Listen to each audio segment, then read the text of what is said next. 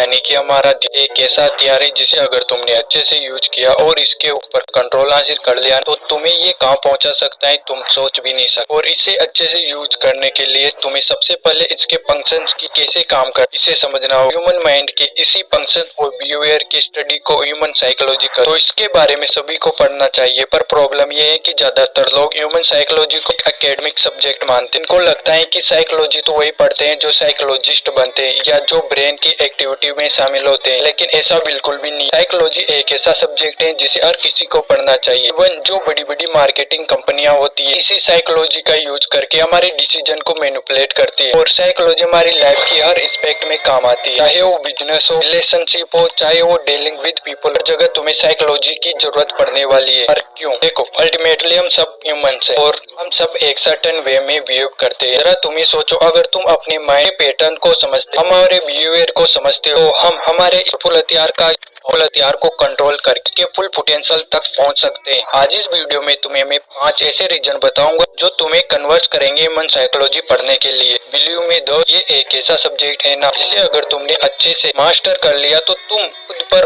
और इस दुनिया पर कंट्रोल हासिल कर सकते हो। और ह्यूमन साइकोलॉजी को पढ़ने के लिए कन्वर्ट होने के बाद 5 ऐसी किताबें बताऊंगा जिसे तुम्हें ह्यूमन साइकोलॉजी पढ़ने की जर्नी को स्टार्ट कर सकते हो। तो इसके लिए वीडियो के एंड तक बने रहना। Reason number 1, to understand ourselves. Human psychology को पढ़ने से हम हमारे थॉट्स और बिलीव के मिरर रिफ्लेक्शन को देख पाते हैं। हम ये समझ पाते हैं कि हम ये जैसा बिहेव करते हैं वो क्यों करते हैं। और ये चीज बड़ी पावरफुल है, क्योंकि अगर तुम ये समझते हो कि तुम किसी भी सिचुएशन में जो भी एक्शन लेते हो वो क्यों लेते हो और ऐसा बिहेव करते हो, तुम अगली बार अपने बिहेव को कंट्रोल करके उसे पॉजिटिव डायरेक्शन में ले जा सकते हो।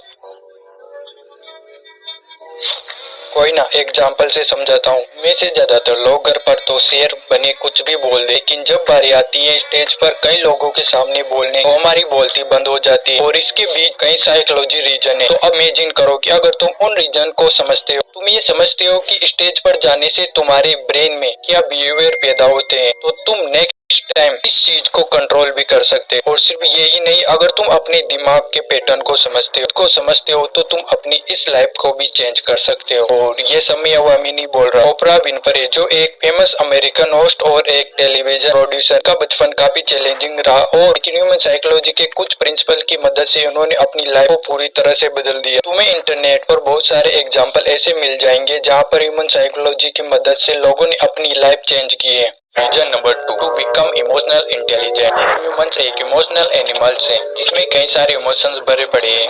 हम अपनी लाइफ में क्या और कितना अचीव करेंगे ये इस बात पर डिपेंड करता है कि हम अपने इमोशंस को कैसे यूज करते हैं, क्योंकि हर रोज हमें कई सारी ऐसी सिचुएशन से डील करना पड़ता है जहाँ पर हमारे इमोशन हम पर हावी हो जाते हैं और हमसे वो करवाने लगते हैं जो लॉजिकली तो हमें नहीं करना चाहते, लेकिन इमोशन में बहकर कर जाते हैं। फॉर एग्जाम्पल, जब सुबह जल्दी उठना होता है तब अलार्म बजता है, तो लॉजिक तो कहता है कि उठ जा, लेकिन इमोशन कहते हैं कि सो जा, क्या करेगा उठकर, क्या करेगा इतनी मेहनत करके। जब गली के बाहर समोसे वाले के बगल से निकलते ही खुशबू आती है, उसे सुनकर लॉजिक तो कहता है कि भाई मत खा, हेल्थ पर ध्यान देना है। इमोशन कहते हैं कि खा ले, एक दिन से कुछ नहीं होने वाला। लॉजिक कहता है कि काम कर ले, लेकिन इमोशंस कहते हैं कि रील देख ले। और ऐसे ही हमारे सामने कई सारी सिचुएशन आती है जहाँ पर इमोशन हमसे वो करवाने लगते हैं जो हमें नहीं करना चाहते। ये हमारे माइंड की और लाइफ की बैंड बजाते हैं। अगर तुम भी अपनी लाइफ में स्टिलनेस चाहते हो, साइलेंस चाहते हो और लाइफ में कुछ करना चाहते हो, तो तुम्हें अपने इमोशन से इस चंचल मन को कंट्रोल करना ही होगा। पर ये तुम तभी कर सकते हो जब तुम इसके फंक्शंस को समझते हो, यानी ह्यूमन साइकोलॉजी को समझते हो। ह्यूमन साइकोलॉजी की मदद से तुम अपने इमोशंस के ट्रिगर पॉइंट की कैसे आते हैं और कैसे तुम्हारे ऊपर हावी हो जाते हैं, इन चीजों को समझकर अपने इमोशंस को कंट्रोल कर सकते हो।